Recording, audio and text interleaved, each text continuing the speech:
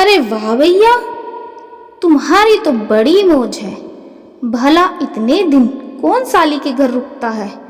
सुनंदा बुआ ने पापा की तरफ बड़ी कुटिल मुस्कान के साथ व्यंग किया।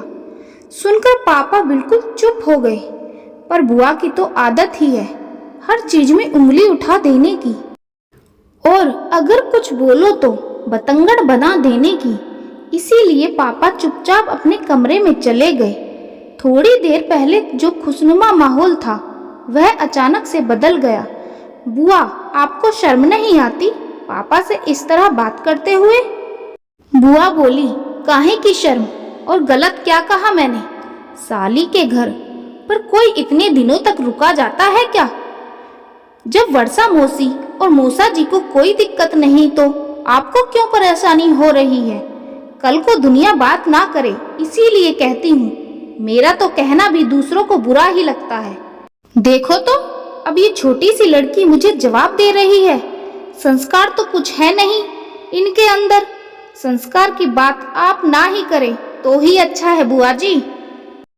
और इतनी छोटी भी नहीं हूँ मैं, 3 साल के बेटे की माँ हूँ मैं। रहोगी तो हमारे सामने बच्ची ही ना। दुनिया देखी है मैंने तुझसे ज्यादा, मुझे मत सिखा।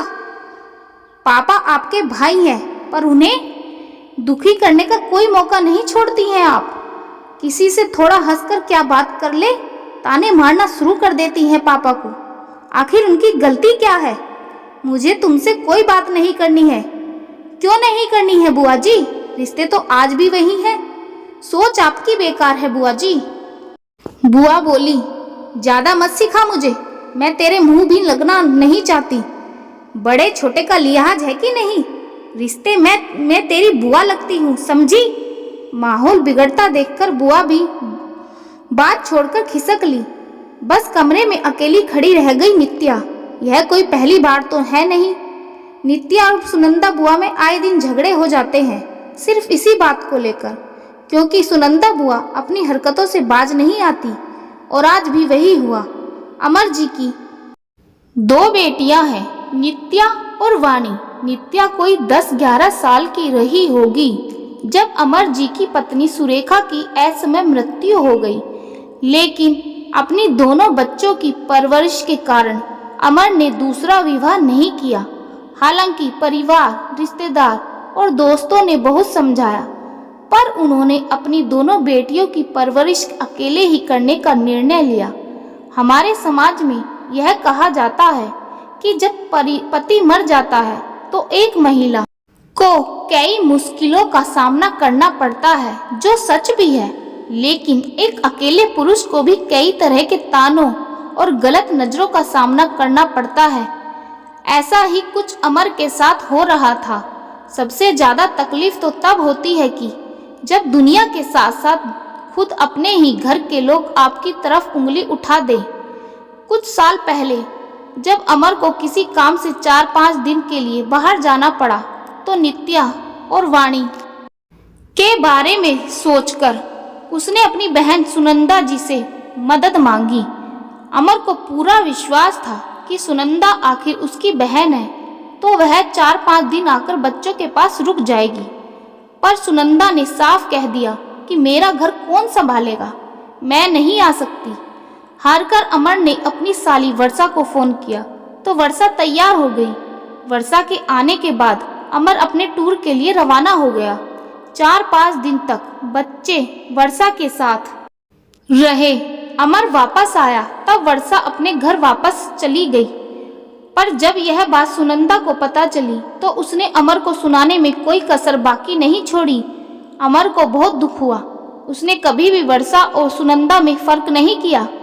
नित्या और वाणी के जन्म के समय सुनंदा ससुराल से नहीं आ पाई थी तो वर्षा आकर रुकी थी कि उसकी दीदी और अम्मा को थोड़ी मदद मिल जाएगी। अम्मा तो कितनी खुश हुई थी कि मेरी तो 2 बेटी हैं। पर आज सुरेखा के जाने के बाद क्या रिश्ता बदल गया? अमर और कहता भी क्या, आखिर सुनंदा थी तो छोटी बहन ही। पर इतना तो समझ आ ही गया था कि पत्नी होती है तब तक मान सम्मान होता है। पत्नी के जाने के बाद तो पति की भी कोई इज्जत नहीं होती। अमर जरा सा भी किसी से अगर हंस बोल ले तो यह बात सुनंदा को बहुत बुरी लगती और वह वही सबके सामने ताने सुनाने लगती। रिश्तेदारी और आस पड़ोस में जो भाभी चाची पहले खुलकर बात कर लिया करती थी, अब वे भी दूर रहकर ही बात करती थी। अमर के लिए भी यह बात समझ से परे है कि जब रिश्ते वही हैं तो आज लोगों का उसे देखने का नजरिया क्यों बदल गया। पर अब नित्या भी बड़ी हो रही थी, उसे भी यह समझ में आता था कि किस तरह उसके पापा का दिल दुखाया जाता है, और आज भी यही हुआ। अमर की कोई गलती नहीं थी, पर फिर भी उसकी बुआ सुनंदा अपने भाई को ताना मारने से बाज नहीं आई।